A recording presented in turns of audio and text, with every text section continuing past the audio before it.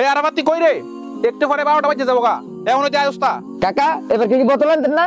আরে বেটা হ, আজকে 3 বোতল মাল আনতাছি, সমস্যা নাই, খামু পিকনিক করবো আজকে। হ্যাঁ এ সাইফুল, তুই নিয়ে সাইডে দিয়ে যা, সাইডে দিয়ে সাইডে দিয়ে।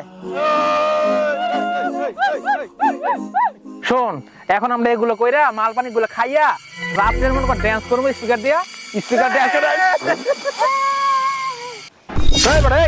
তুই এতক্ষণে করতে আইস, আমরা বুঝামু কে এলাইছি, এখন শুধু বোতল শেষ হয়ে গেছি। বোতল সত্যি এই যে দেখ 3-3টি বোতল, এরপরে শুকনা, এই জন্যই তো দেরি হয়েছে।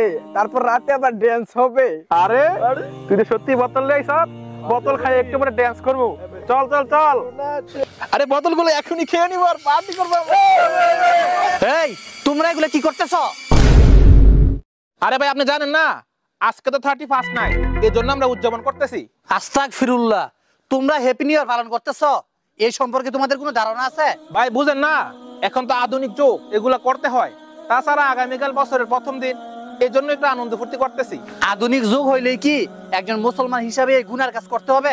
আর এভাবে সবাই একত্রিত হইয়া এই শিরকি কর্মকাণ্ডে লিপ্ত হইবা? শিরকি কর্মকাণ্ড মানে বুঝলাম না ভাই।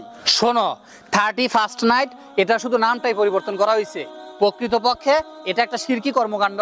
শোনো, তোমরা যদি গুগলে গিয়ে জানুস লিখে সার্চ দাও তাহলে দেখতে পাইবা 2 মুখলা একটা দেবতা আসবে। আসলে ঘটনা হচ্ছে, রোমের যে মুশরিক মানুষরা ছিল তারা এই দেবতার পূজা করত। তারা কেন এই দেবতার পূজা করতো জানো? তারা মনে করত তাদের এই দেবতা তাদের জন্য কল্যাণ নিয়ে আসবে। দেখা যাইতো এই দিনে আইসা রাত 12টার ঠিক আগে তারা দেবতার পিছনে দাঁড়াইতো, সেখানে দাঁড়াইয়া তারা কৃতজ্ঞতা প্রকাশ করত। যখন 12টা বেজে যাইতো তারা তখন গিয়া মূর্তির সামনে আসতো, আইসা সামনে যে বছরটা আসতেছে সেটার জন্য দোয়া করত। একটা জিনিস খেয়াল করছো কিভাবে তারা শিরকি কর্মকাণ্ড করত? সেই জিনিসটা এখন আইসা নাম দিছে হ্যাপি নিউ ইয়ার, আর সেই কাজটা তোমরা করতেছো।